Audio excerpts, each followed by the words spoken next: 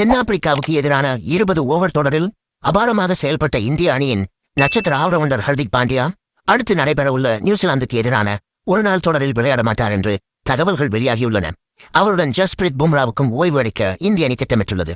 தற்போது உலகின் நம்பர் 1 ஒருநாள் அணியாக இருக்கும் இந்தியா நியூசிலாந்துக்கு எதிராக சொந்த மண்ணில் 3 போட்டிகள் கொண்ட ஒருநாள் தொடரில் விளையாட உள்ளது. சமீபத்தில் தென்னாப்பிரிக்காவுக்கு எதிராக நடைபெற்ற 5 போட்டிகள் கொண்ட 20 ஓவர் தொடரில் ஹர்திக் பாண்டியா அசுர ஃபார்மில் இருந்தார். 3 இன்னிங்ஸ்களில் 142 ரன்கள் குவித்து 186 என்ற ஸ்ட்ரைக் ரேட்டில் மிரட்டினார். அத்துடன் சர்வதேச 20 ஓவர் கிரிக்கெட்டில் 100 விக்கெட்டுகள் மற்றும் 100 சிக்ஸர்கள் அடித்த வீரர் என்ற சாதனையையும் படைத்தார். இருப்பினும் 2026 ஆண்டு நடைபெறவுள்ள 20 ஓவர் உலகக் கோப்பையை கருத்தில் கொண்டு அவருக்கு பணிச்சுமையை நிர்வகிக்கும் அடிப்படையில் நியூசிலாந்து ஒருநாள் தொடரில் ஓய்வு அளிக்கப்பட உள்ளது. ஹர்திக் பாண்டியா கடைசியாக 2025 சாம்பியன்ஸ் டிராபி இறுதிப் போட்டியில்தான் ஒருநாள் போட்டியில் ஆடியிருந்தார் என்பது குறிப்பிடத்தக்கது. அதேபோல் அணியின் முக்கிய வேகப்பந்து வீச்சாளரான ஜஸ்பிரித் பும்ராவும் இந்த தொடரில் விளையாட மாட்டார் என்று தெரிகிறது.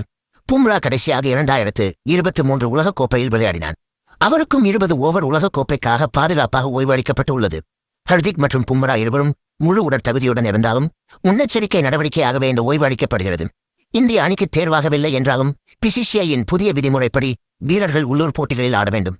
அதன்படி ஹர்திக் பாண்டியா தனது சகோதரர் குர்னால் பாண்டியா தலைமையிலான புரோடா அணிக்காக விஜய் ஹசாரே தொடரின் கடைசி சில லீக் ஆட்டங்களில் விளையாடுவார் என்று எதிர்பார்க்கப்படுகிறது.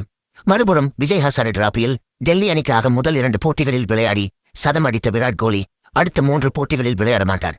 ஆனால் ஜனவரி 6ஆம் தேதி ரயில்வேஸ் அணிக்கு எதிராக நடைபெறும் போட்டியில் கோலி மீண்டும் டெல்லி அணிக்காக களமிறங்குவார். அந்த போட்டியை முடித்துவிட்டு அவர் நேரடியாக இந்திய அணியுடன் நியூசிலாந்து தொடருக்கு இணைவார். அஜித் அகர்கர் தலைமையிலான தேர்வுக்குழு வரும் ஜனவரி 4ஆம் தேதி அல்லது 5ஆம் தேதி நியூசிலாந்து தொடருக்கான இந்திய அணியை அதிகாரப்பூர்வமாக அறிவிக்கும் என்று எதிர்பார்க்கப்படுகிறது.